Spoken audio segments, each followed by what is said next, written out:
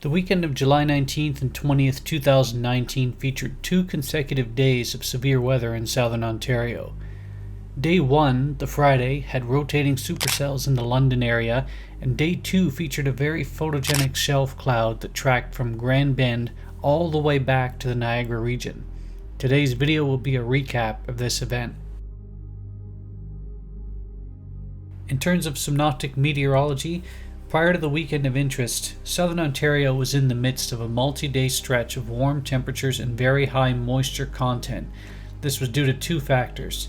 The first was an established strong ridge centered around Tennessee, providing continued Gulf of Mexico flow toward the Great Lakes, and the second was the remnants of Hurricane Barry making its way northward in this established flow, and that happened earlier in the week.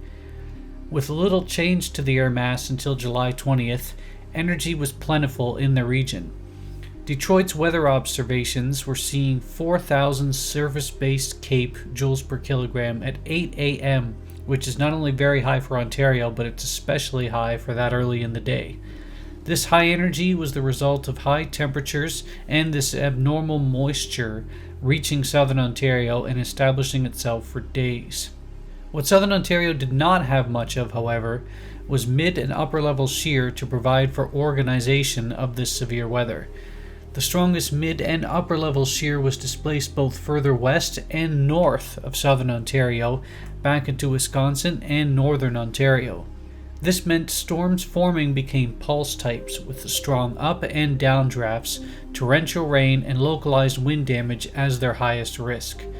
Any rotation on these storms would have to be the result of mesoscale interactions, such as an interaction with a lake breeze or an outflow boundary.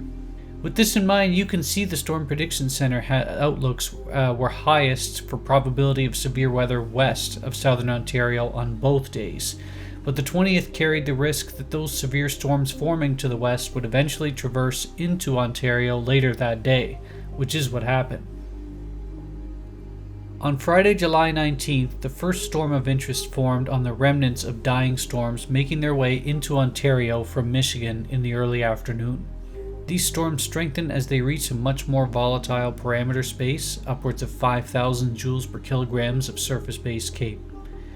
This storm, which formed around 5 p.m., ended up becoming tornado-warned as it passed over the city of London. Luckily for London, it did not produce a tornado. This particular storm quickly began to gust out due to that lack of upper-level wind shear organization, but 2 new storms formed on the outflow of that last storm to the north.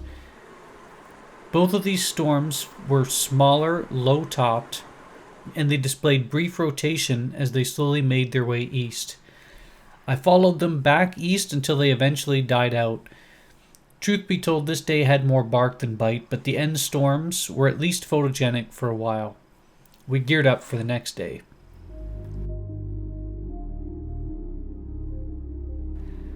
The next day, Saturday, July the 20th, was a much more straightforward setup.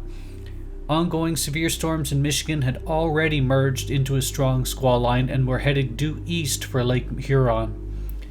The day was as simple as head west and find a spot near Lake Huron shoreline just to observe.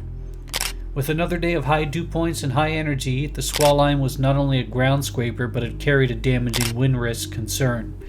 There was also a high chance that the energy would allow for continued storm maintenance, meaning it would track well into southern Ontario, which it did. As storms came ashore where I was, just north of Grand Bend, a very photogenic ground-scraping shelf cloud was the result, which was as expected. It remains one of the most photogenic shelf clouds I've seen to this day. I tracked it all the way back to the Hamilton Escarpment, where I observed cloud-to-cloud lightning over the escarpment and eventually was hit by torrential rain for at least an hour, which rounded out a pretty active weekend. Thanks for watching.